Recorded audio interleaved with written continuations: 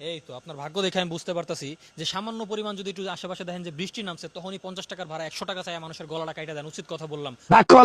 না, বলেন নাউজুবিল্লাহ। নাউজুবিল্লাহ, আস্তাগফিরুল্লাহ।